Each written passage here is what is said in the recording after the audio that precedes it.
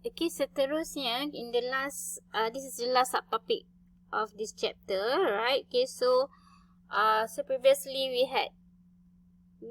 had discussed about factors to consider in port design, right? Okay, so what happen if the port are not being well designed? Okay, so apa akan berlaku sekiranya sesebuah pelabuhan tu tidak direka bentuk dengan baik, alright? Okay, so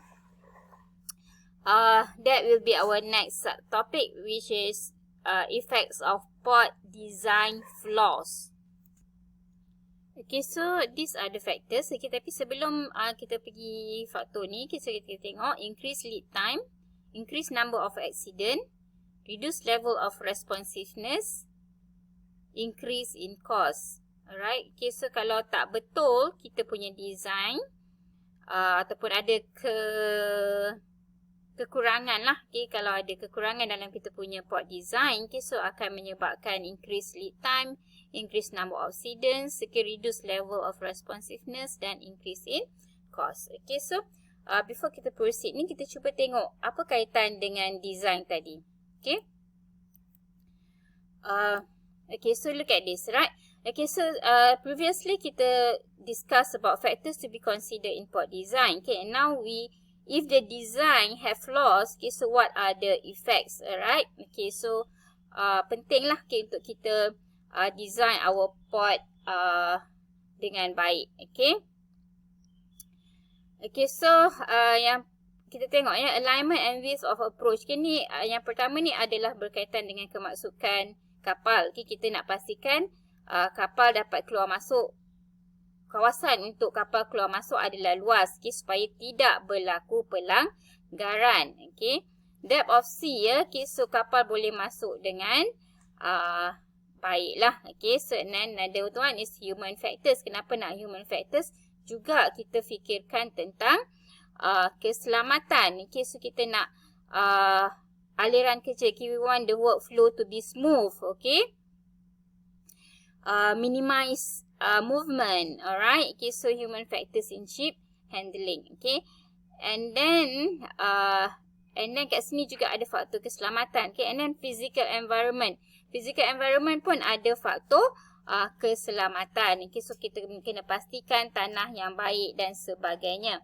Okay, so most of the issues, okay, kalau ada flaws in our port design, okay, so ianya adalah berkaitan dengan keselamatan. Okay, so ianya adalah berkaitan dengan keselamatan. Okay, so kita yang mana kita design elok-elok supaya kurangnya berlaku kemalangan. Okay, so kurangnya berlaku kemalangan. So bila kurangnya kemalangan,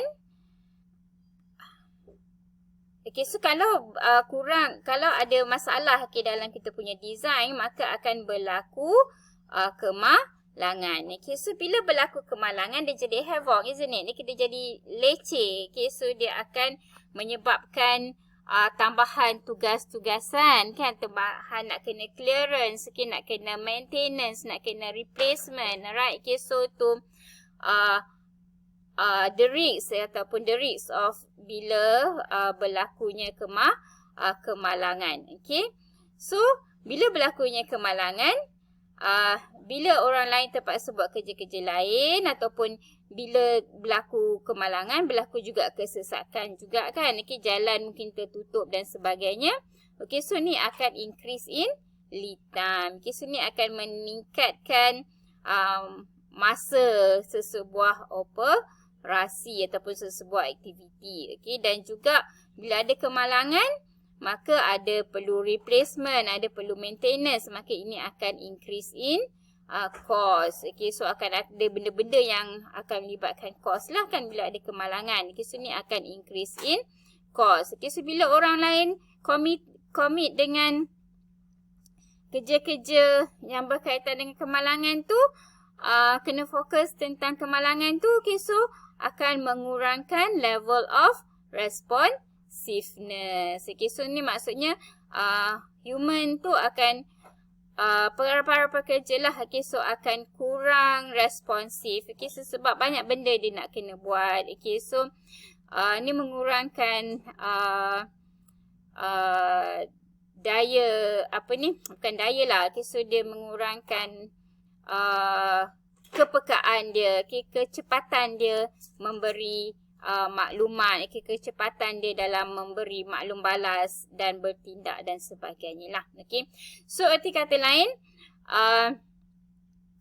we want to make a good spot design, okay, so basically antara yang utama adalah untuk mengelakkan kemalangan, okay, so kalau ada masalah dalam port design akan meningkatnya kemalangan, okay, so bila meningkatnya kemalangan, banyak benda lain yang berkaitan akan menyebabkan proses-proses lain tertangguh, benda-benda tugas-tugasan lain tertangguh, akan menyebabkan peningkatan dalam kos dan juga akan mengurangkan tindak balas daripada para pekerja. Okay, so tu you boleh relate antara port design dengan design flow yang mana bertitik tolak. Mungkin lebih mudah kalau you terangkan yang utamanya bertitik tolak daripada sesebuah kemalangan.